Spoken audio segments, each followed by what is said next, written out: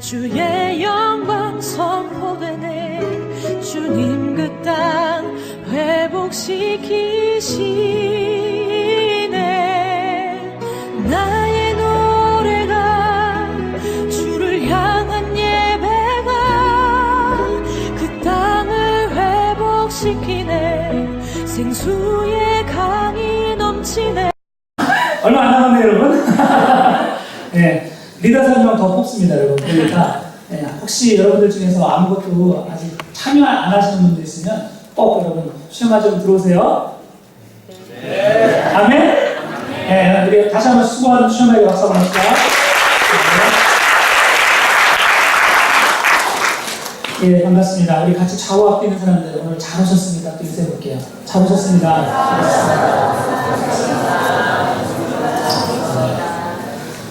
특히 또 새로 오신 분들도 환영하고요. 오늘 우리와 같이 제가 그 사람입니다 라는 제목의 말씀을 함께 의뢰를 나누고자 합니다. 짐 브래독이라는 사람이 한 남자가 있었습니다. 원래는 이 사람은 권투 선수였습니다. 그런데 이 친구가 이제 부상과 그리고 결국 실력 저조로 인해서 더 이상 권투를 할 수 없게 되었습니다. 그리고 이제 일자리를 찾아서 이곳저곳 기웃거리면서 어떻게든지 먹고 살려고 노력을 하게 되었습니다. 그런데 마침 이때가 1920년대 말, 1930년대 초였는데 미국에 그 대공황이 이제 오게 됐습니다. 경제적으로 아주 미국 경기가 아주 나빠졌던 그런 시기였죠. 미국 경기가 급격하게 나빠지면서 그나마 있던 일자리도 뺏기고 점점 이제 일할 만한 그런 공간이 자리가 없어지게 되었습니다. 요즘 여러분 보면은 지금하고 되게 비슷한 것 같아요. 마치 전 세계가 지금 점점 디프레션을 향해서 가고 있는 것 같아요. 너무 경기가 어렵죠. 일자리는 더더욱 없어지고 급기야 이 짐 브래독이라는 사람이 가족들과 같이 살기도 너무 어려운 그런 형편이 되었습니다. 이제 아파트를 버리고 팔고 다른 곳으로 옮기고 하면서 뉴욕의 그런 아주 가난한 그런 판자촌으로 이사를 가게 됩니다. 이사를 가서도 그곳에서도 44달러 12센트를 마련하지 못해서 난방비를 마련하지 못해서 혹독한 추위에도 이제 히팅을 하지 못하게 되고, 그러다 보니까 어쩔 수 없이 이제 아이들이 배고픔 속에서 추위와 배고픔과 이런 것들이 있다 보니까 병이 걸리게 되고, 뭐 기침을 하고 병이 걸렸지만 약을 살 것인가 음식을 살 것인가 그 고민을 해야 되는 그런 끔찍한 순간들이 계속되었습니다. 어느 날은 아들이 이제 고기를 훔쳐오는 것을 이제 아빠가 발견해서 너는 아무리 네가 배고파도 음식을 훔쳐오는 거는 그건 안 된다. 네 권리가 아니다. 하는 그런 장면이 있었습니다. 어떻든 그런 절망 속에서 머물러 있었지만 이 짐은 더 이상 그 절망 속에 안주할 수는 없었습니다. 왜냐하면 아버지로서 어떻게든지 간에 자식들을 먹여 살려야 될 그런 책임이 있었기 때문입니다. 그래서 이제 짐은 드디어 그동안 권투를 그만두고 한 번도 가보지 않았던 그 권투 협회를 이제 찾아가게 됩니다. 자식에 대한 그런 마음 때문에 부끄러움을 다 버리고 사람들이 짐이 걸어오는 걸 보면서 저 친구가 여기를 웬일이지? 하고 이렇게 쳐다보는데도 부끄러워하지 않고 문을 열고 들어갑니다. 그리고 그들 앞에 이제 구걸을 하기 시작합니다. 내가 키팅비를 마련해야 되는데 이거를 얼마가 필요하다 하면서 이제 구걸을 하게 됩니다. 그렇게 구걸하면서 힘든 시간을 보내던 이 남자에게 어느 날 기회가 찾아옵니다. 그것은 다름 아니라 갑자기 누군가가 대신해서 권투 경기를 해줄 그런 사람을 찾고 있다는 제안이었습니다. 250달러. 한 번 경기로 250달러를 준다는 겁니다. 그런데 그나마 그것도 그 친구가 이 짐을 알아서 생각이 나는 당신을 찾았다고 이렇게 부르게 됩니다. 운동을 안 한 지도 오래되었고 배고픔에 몸은 망가져 있었고 그랬던 그 남자가 250달러 가족들을 먹여 살리고자 이제 아무런 준비 없이 링에 오르게 됩니다. 그러면서 그는 말을 합니다. 250달러를 준다고 하면 나는 당신의 아내에게 맞아도 좋고 당신 엄마한테 맞아도 좋습니다. 그런 말을 하면서 이제 부끄러움, 주먹 세례, 공포 그 모든 것들을 이제 이 남자가 다 뿌리치고 링으로 달려갑니다. 그리고 일어난 그 대반전. 아무도 지인이 그 경기에서 이길 거라 생각하지 못했는데 그는 그 시합에서 이제 어떻게 승리를 하게 됩니다. 그리고 이제 다음 경기를 또 승리하게 되고, 그러면서 기자들이 이제 다 몰려와서 어떻게 그렇게 됐냐, 당신은 무엇 때문에 권투를 하느냐 라고 물어봤는데 이 짐이라는 사람이 그렇게 대답을 합니다. 우유 때문입니다. 아이들 우유가 부족해서 우유에 물을 타서 아이들에게 먹이던 것이 너무 마음이 아파서 그 우유값을 벌기 위해서 내가 권투를 합니다. 이렇게 얘기를 합니다. 잠시 영상 잠깐만, 요거에 대한 영상을 잠깐만 보고 계속해서 설교하겠습니다. The thing is, I can't afford to. I can't afford to pay the heat. I've had to farm out my kids. You know, to keep cutting shifts down to the docks, and you just don't get picked every day. Sold everything I got that anybody will buy.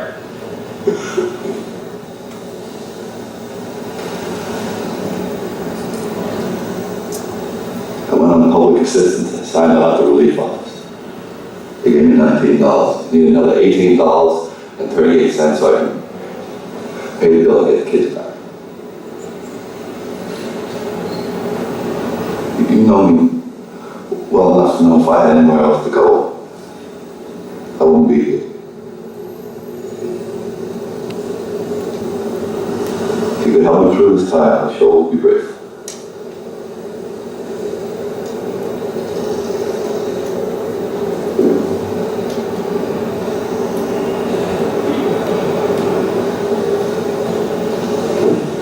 Sure, Jim. Sure.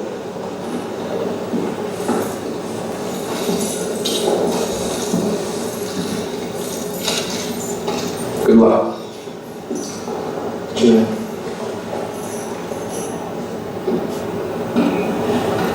Hey, Jim.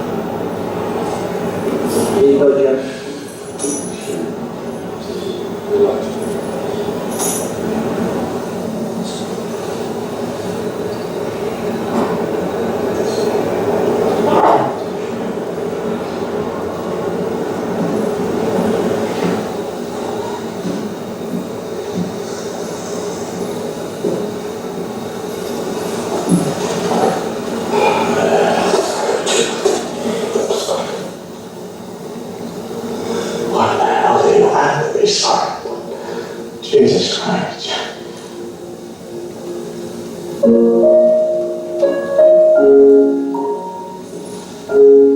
I'm sorry.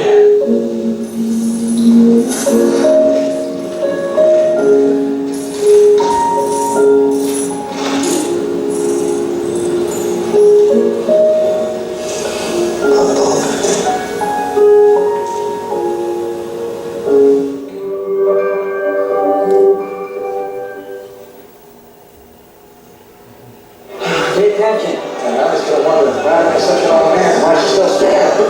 Why is she still coming out? He's stronger than this guy. Don't back up. Don't back off. This guy is a bull rusher. He's going to keep coming at you all night until you stop him. He can't back up. You stop him. You gotta beat this son of a bitch. You gotta beat this son of a bitch from the inside out. You hear me? You gotta get in there. You'll get in there and you'll hit him and you'll keep hitting him until you break his nose. You'll fill his face with blood. Beat him from the inside out, Jim. From the inside out.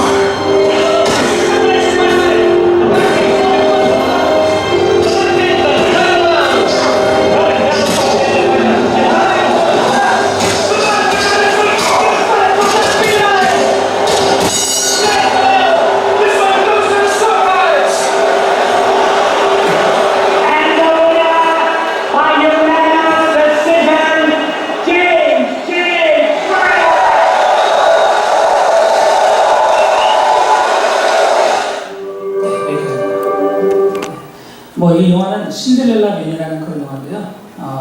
실화를 바탕으로 해서 만들어진 영화고요. 아주 혹시 시간 있으면 보시고, 예.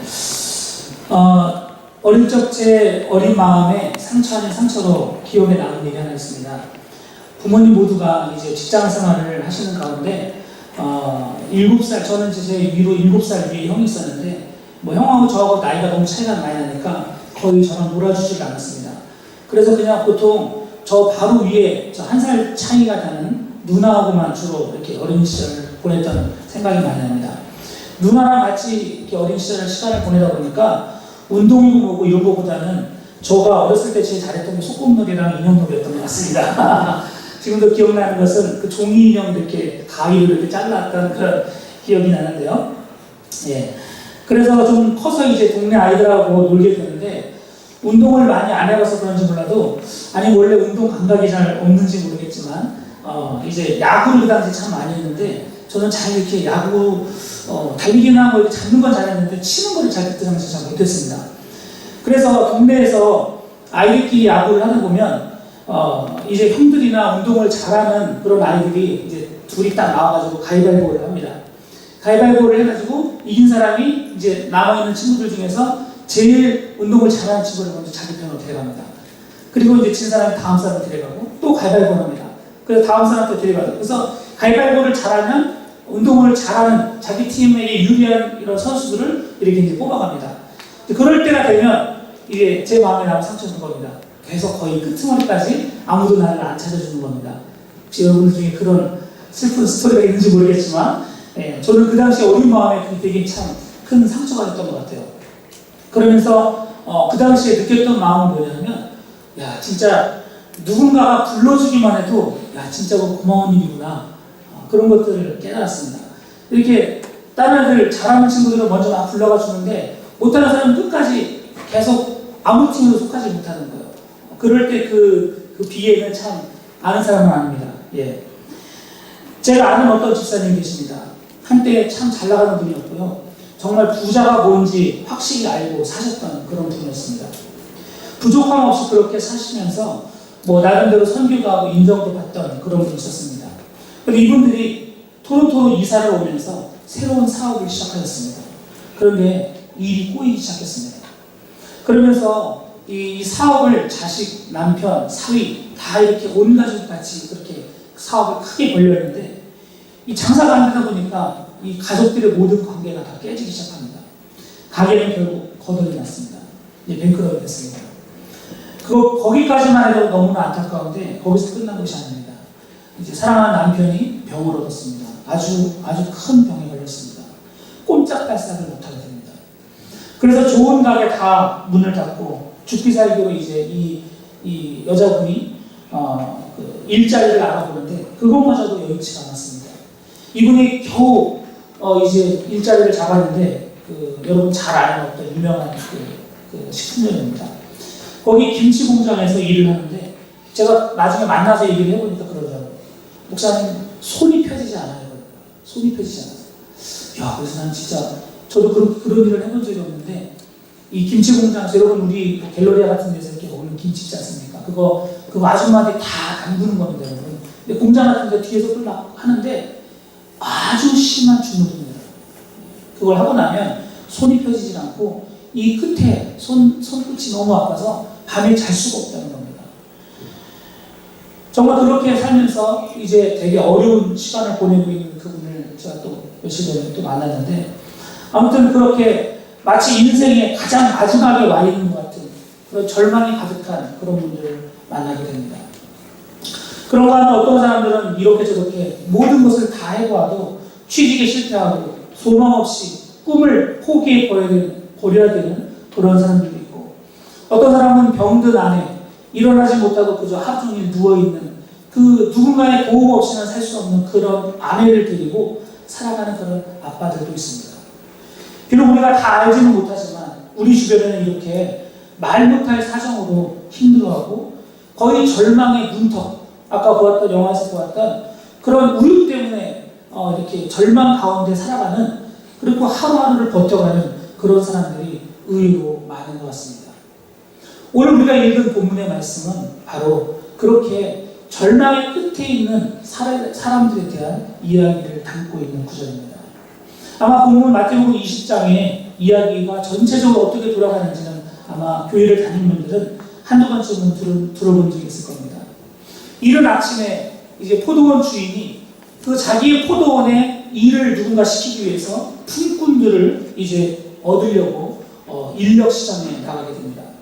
예나 지금이나 인력 시장에 나온 사람들은 저마다의 사연이 있고 아픔이 있는 사람들입니다. 정기적인 직장을 갖지 못한 뜨내기들이나 아니면 가난한 사람들이 대부분이죠. 그런데 그 중에서도 이 인력 시장 안에서도 또 냉혹한 현실이 있습니다. 뭡니까? 사회에서도 정기적인 직장을 얻지 못해서 하루 벌어 하루 먹기 위해서 인력 시장에 나왔는데 그 인력 시장 안에서도 냉혹한 현실의 경제 논리가 또 펼쳐진다는 거죠. 그게 뭡니까? 겉으로 볼 때 일 잘할 것 같고 튼튼해 보이는 사람들은 그나마도 아침에 와서 일을 잡기가 좋은데 왜소하고 힘없어 보이는 사람들은 그나마 그 하루 일당도 일자리도 잡지 못하는 경우가 많다는 것입니다. 거기서 그러니까 이 세상의 논리가 다시 한번 지배를 하고 있죠. 그리고 거기서 어떤 사람들은 빨리 일자리를 찾고 어떤 사람들은 그 자리마저 빼앗기고 찾지 못하는 그런 사람들이 있다는 것입니다. 이제 이른 아침 이 포도원 주인이 인력시장에 와서 제일 먼저 눈에 띄는 사람들과 한 데나리온씩을 계약을 맺고 이제 포도원에 들어가서 일을 하도록 들여보냅니다. 아마도 첫 번째 뽑힌 사람들은 그래도 오늘 잘 됐네. 제가 생각할 때는 이 본문을 볼 때 첫 시간에 뽑힌 사람들은 늘 그렇게 첫 시간에 뽑힐 가능성이 많은 사람들일 것입니다. 사람들이 볼 때 이 사람 일 좀 하겠다. 이 사람 돈치증이네. 이 사람 쓰면 괜찮겠다 하는 사람들은 누가 봐도 비슷한 사람들이기 때문입니다. 그래서 그 첫 번째 뽑힌 사람들은 늘 그렇듯이 나가면 일자리가 있을 거야 하는 그런 마음을 가지고 아마 일을 나갔을 것입니다. 그리고 이제 나머지 사람들은 첫 번째 뽑혀 들어가는 사람들을 보면서 아마 한숨을 크게 쉬면서 기다리고 있었을 것입니다. 시간이 좀 지났습니다. 다시 이제 오전 9시가 되었습니다. 여러분 성경에 지금 보면은 여러분들이 이것을 좀 알아야 될 것 같습니다. 성경에 지금 3절에 보면은 또 제3시에 나가보니라고 말했는데 이 3시라는 시간은요 오전 아침 그러니까 AM 6시를 기준으로 해서 하나, 둘, 세 개입니다. 그러니까 우리 시간으로 하면 아침 9시가 되는 겁니다. 그렇게 계산하면 됩니다. 이제 새벽에 6시에 나가서 정말 눈에 띄는 사람들을 데려다가 일을 시켰던 그 포도원 주인이 다시 인력시장으로 나갑니다. 그리고 거기에 보니까 9시가 되었는데 오전 9시가 되었는데 여전히 사람들이 그냥 있는 겁니다. 3절 말씀을 보면 거기에 이런 표현이 있죠. 여기 3절 같이 한번 읽어볼까요? 3절 시작. 또 제3시에 나가보니 장터에 놀고 서 있는 사람들이 또 있는지라. 자, 우리말 성경에 보면은 놀고 서 있다라고 말하는데 이게 뭐 놀았다, 뭐 게임했다 뭐 이런 말이 아니라 이 논다는 표현은 좀 어색한 표현인데 다른 표현, 더 적절한 표현은 아무것도 하지 않고라는 표현이 맞습니다. 논다는 거는 그냥 게임을 했다는 게 아니라 할 게 없어서 그냥 정말 말 그대로 빈둥빈둥 되고 있었다는 것입니다. 사람이 참 그렇습니다. 그냥 평소에 여러분 일을 갖고 있는 사람이 열심히 일하다가 어쩌다가 오늘 쉬는 날이 되면 그날이 참 값지고 귀합니다. 그래서 그렇게 쉬는 날이 오면은 여러분이 막 계획을 세우죠. 이번에 노는 날 노는데 이 공휴일날 오는데 뭐 할까? 그래서 막 이것저것 막 그날 막 계획을 막 세웁니다. 그러다 보니까 일하는 날보다 가끔 찾아오는 쉬는 날이 더 바쁘고 피곤할 때가 많죠. 맞죠? 그게 정상적인 겁니다. 그럼 여러분 한번 생각해 보십시오. 일거리가 매일매일 없는 사람에게 또 다른 쉬는 날은 어떤 의미입니까? 또 노는 날이라는 게 어떤 의미겠습니까? 그것은 그저 우리의 마음이 편하게 쉬는 그런 날이 아니라 몸이 피곤해도 쉬는 날이 아니라 정말 허망한 날일 것입니다. 아마 죽기보다 더 싫은 그런 하루의 연장, 고통의 연장이 될 것입니다. 배고픔과 추위와 가난과 절망이 하루 더 연장되는 날입니다. 아무런 소망이 없는 그 멍한 기분이 하루 더 계속되는 날입니다. 그러기에 일거리가 없는 사람에게 하루 더 쉬라는 표현은 정말 고통스럽고 끔찍한 일이죠. 그런 사람들에게 굶고 있을 자식들 때문에 아마 그런 사람들은 속이 타는 그런 하루가 될 것입니다. 갚아야 될 빚이나 청구서가 있는 사람들에게는 그날은 지옥 같은 쉬는 날이 될 것입니다. 그것이 바로 절망이라는 터널입니다. 끝이 보이지 않는 절망의 날들이죠. 그런데 이 오전 9시에 갑자기 포도원 주인이 다시 찾아온 것입니다. 그래서 말할 겁니다. 뭐라고 말합니까? 너희는 어찌 그냥 그렇게 있느냐? 너희 어떻게 그렇게 가만히 있느냐? 일하러 가자. 내가 적절하게 쳐줄 테니까 일하러 가자. 아, 참 은혜롭고 귀한 일입니다. 그리고 한참 시간이 흘러서 오늘 성경에 보니까 이제 5절에 보니까 뭐라고 합니까? 제6시와 제9시에도 또 나아가 그와 같이 했다.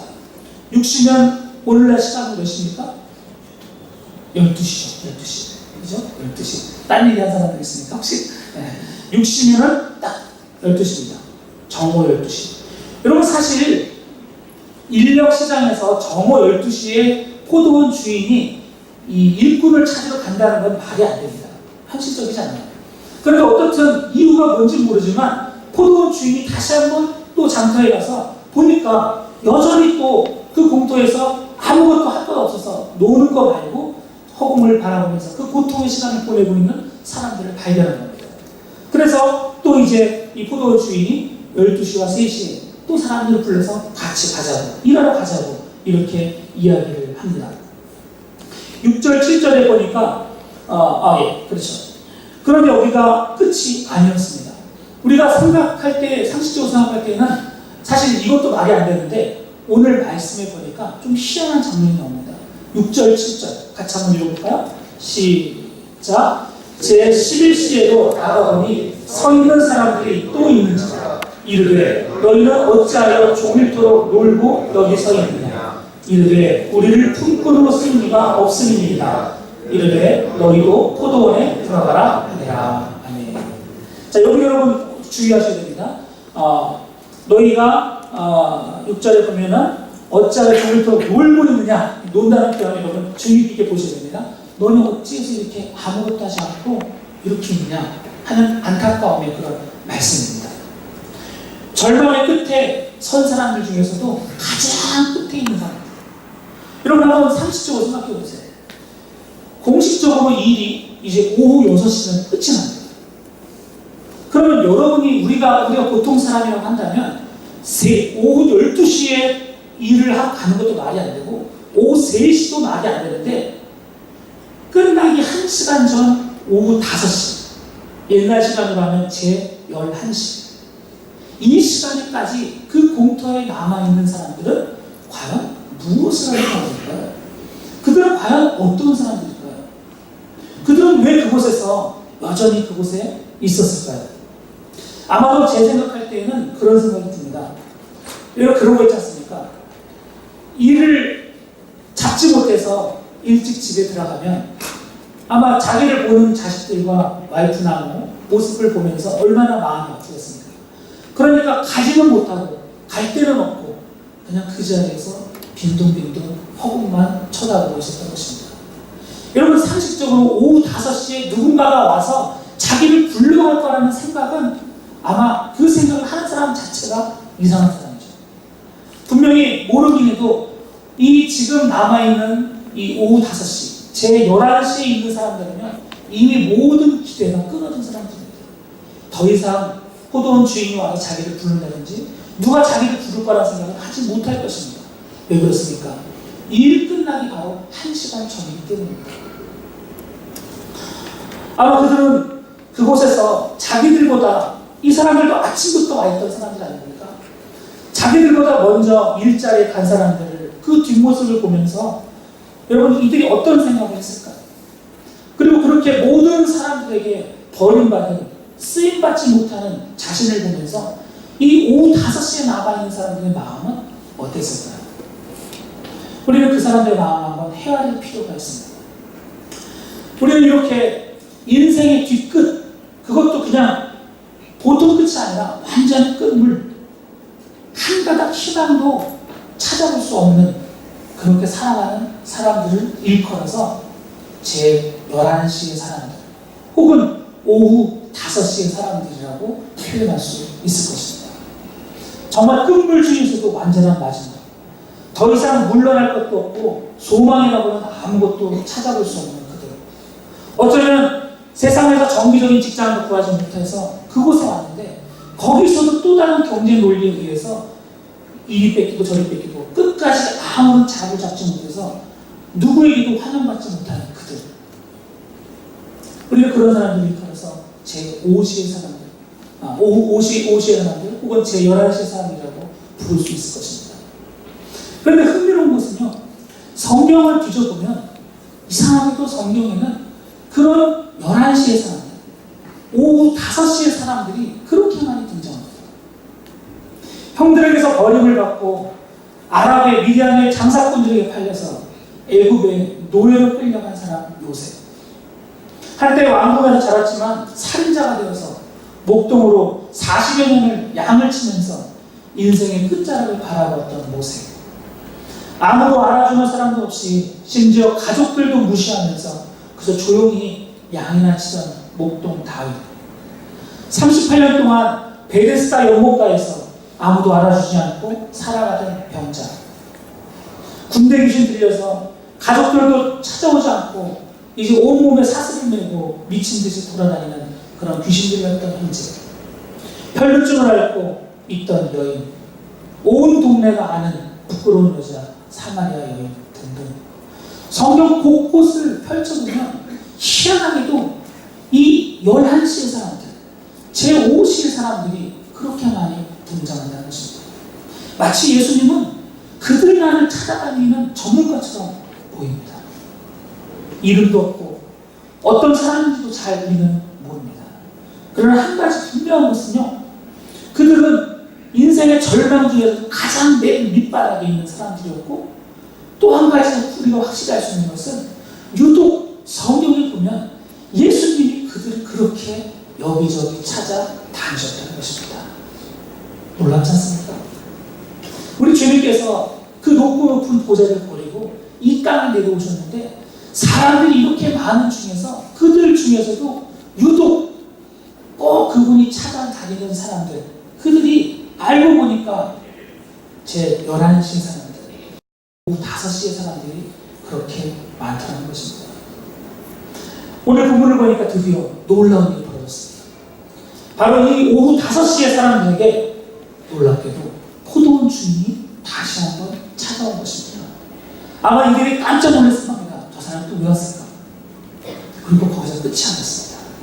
그 포도원 주인은 그 지금 아무것도 할 것 없어서 그저 조금 있다가 돌아갈 일을 기다리고 있는 그들에게 말합니다. 너희도 포도원에 들어와라. 너희도 포도원에 들어와서 일을 해라. 여러분, 이 얘기를 들었을 때 이 사람은 어떤 마음이 들었을까요? 이거는 뭐 상상하기 어려운 겁니다. 그 마지막에 잡을 잡았다는 그 마음, 아마 우리가 상상 못할 그런 기쁨이었을 것입니다. 이들은 그리고 비록 1시간이지만 아마 그 1시간 동안 있는 힘껏 자기가 할 수 있는 모든 에너지를 다 쏟아서 그 시간 정성을 다해서 일하지 않았을까요? 모르긴 해도 아마 죽기 살기로 자기에게 주어진 그 1시간 동안 주인을 위해서, 자기를 불러준 그 주인을 위해서 최선을 다해서 일을 했을 것입니다. 왜냐하면 어떻게 하든 자기보다 먼저 온 사람들, 그 사람들만큼은 아닐지라도 최선을 다해서 주인에게 조금이라도 더 받아보고 싶은 그런 마음이 없지 않았겠습니까? 그런데 오늘 성경 본문에 보니까 우리가 다 읽지는 않았지만 어떤 일이 벌어집니까? 이제 주인이 결산할 시간이 되었습니다. 오후 6시가 되었습니다. 사람들이 다들 이제 하던 일을 멈추고 주인에게 이제 갑니다. 아마 아침부터 일찍 와 있는 사람들은 오늘 좀 괜찮게 받겠거니 생각을 했을 것이고, 이 조금 전에 부름을 받은 사람은 그래도 내가 오늘 일을 했으니까 조금이라도 받지 않을까, 아마 그런 생각을 했을 것입니다. 그런데 여러분 어떻게 말합니까? 오늘 성경에 보니까 8절, 9절 우리 같이 한번 읽어볼까요? 8절, 9절 시작. 저물매 포도원 주인이 청지기에게 이르되 품꾼들을 불러 나중 온 자로부터 시작하여 먼저 온 자까지 삭슬 주라 하니 제11주에 온 자들이 와서 한 데나리온씩을 받거늘. 아멘. 여러분, 이 당시에 한 데나리온이라는 것은 노동자의 한 일당입니다. 무슨 말입니까? 이들은 정상대로 한다면 12시간을 일을 해야 되는데 1시간만 일하고 하루치의 삭을 받았다는 것입니다. 놀라운 일이죠. 아마 깜짝 놀랐을 것입니다. 그런데 흥미롭게도 그렇게 1시간 일한 일꾼들이 한 데나리온 받는 것을 보고 이제 곁에서 보고 있던 아침 일찍부터 부름받아서 일을 했던 노동자들이 그 모습을 보면서 무슨 생각을 합니까? 아마도 주인이 우리에게 더 많은 걸 주려나 보다. 야, 정말 인정이 많구나 했는데 나중에 알고 보니까 그게 아니라 주인이 공평하게 그냥 한 데나리온을 주게 됩니다.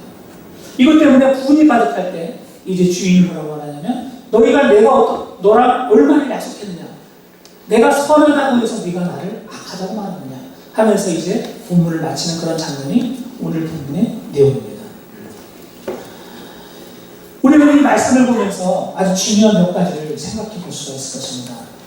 첫 번째는 포도원 주인처럼 여러분, 우리 주님은요, 우리 모든 사람들이 다들 주님의 포도원에 들어와서 일하기를 원하신다는 것입니다. 믿습니까? 네. 어떤 사람들은 일찍 하나님께서 부를 수도 있습니다. 제가 아까 처음부터 그런 얘기 드렸습니다. 원래 일찍 부름을 받는 사람들은 다 이유가 있다. 겉으로 아마 뭔가 튼튼해 보이고, 그죠? 부모님이 주신 아마 귀한 이 몸이겠죠. 그죠?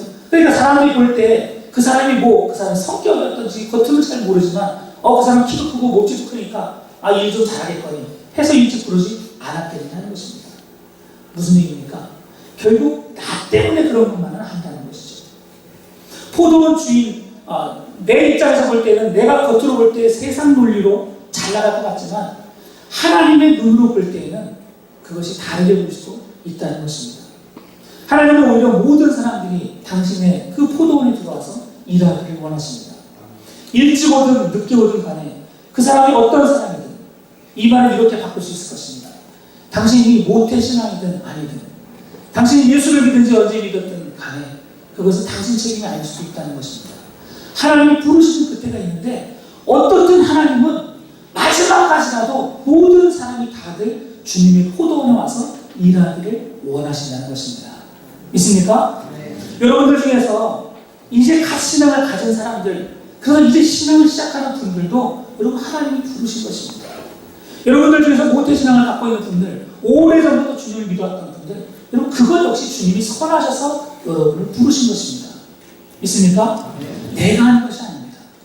하나님이 나를 부르셨다는 그 자체가 중요하다는 것입니다. 두 번째로 우리는 이것을 생각해 볼 수 있습니다. 나는 과연 어떤 사람인가?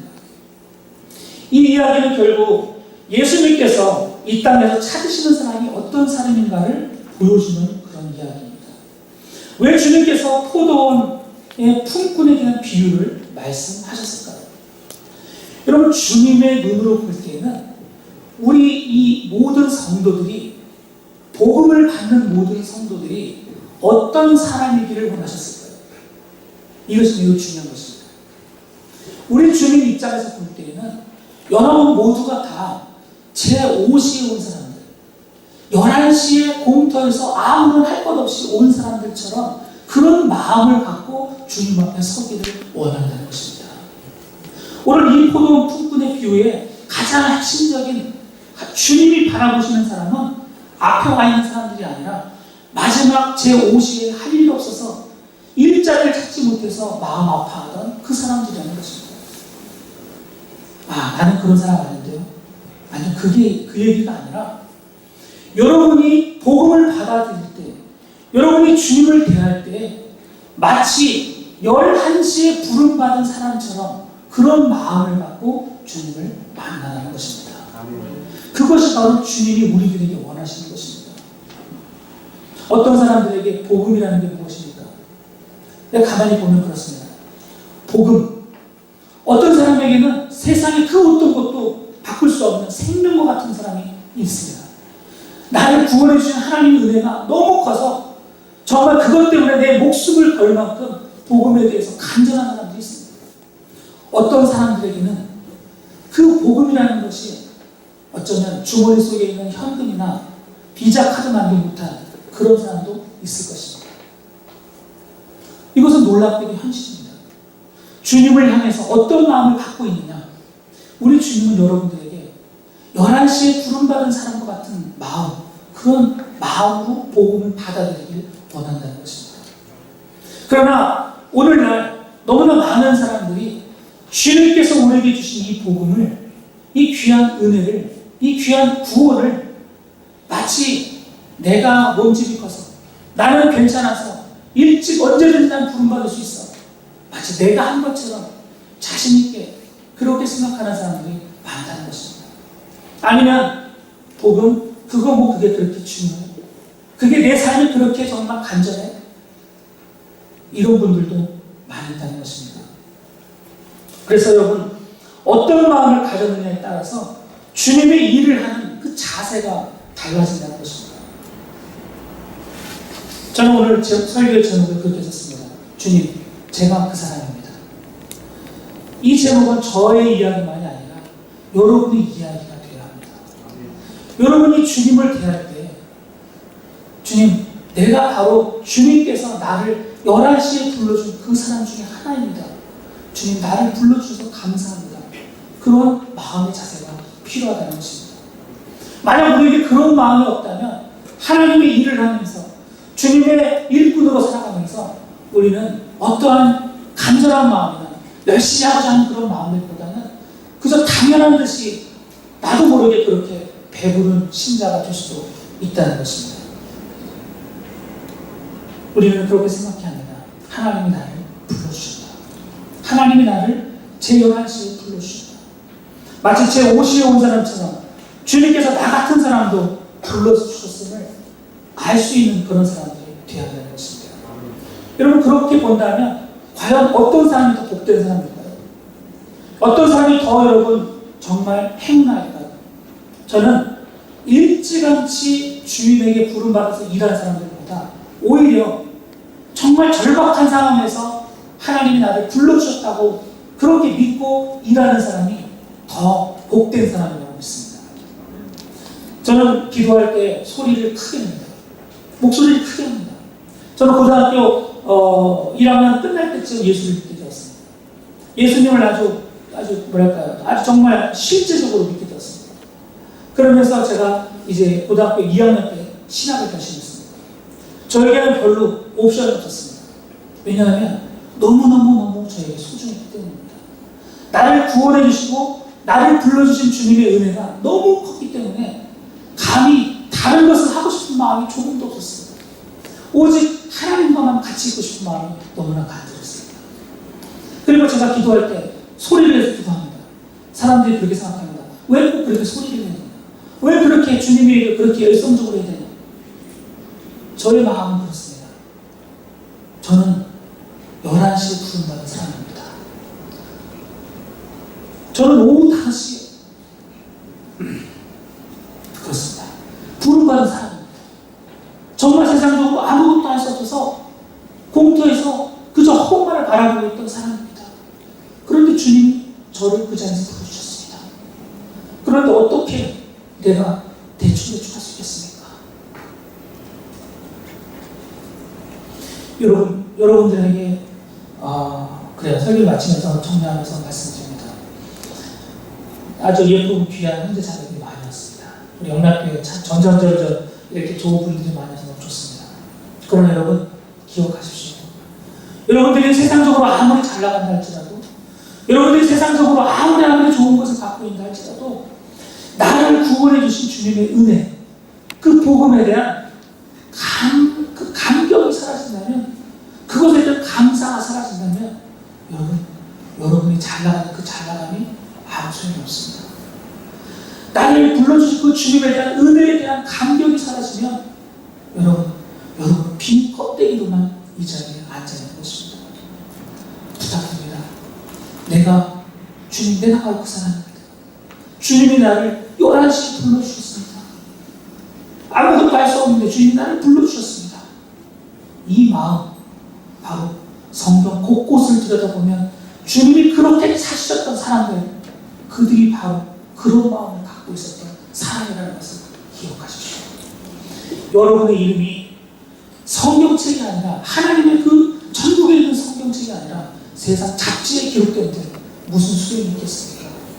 주님은 여러분들을 하늘나라에 있는 성경책에 이름이 기록되기를 바라십니다. 그들은 바로 주님 찾으시는 사람들입니다. 절망 중에서도 오직 주님만 바라보는 사람들, 주님만이 나를 구원하셨습니다. 그런 마음을 갖고 있는 사람들만이 천국의 성경책에 당신의 이름이 기록되어 있을 것입니다. 같이 기도합시다.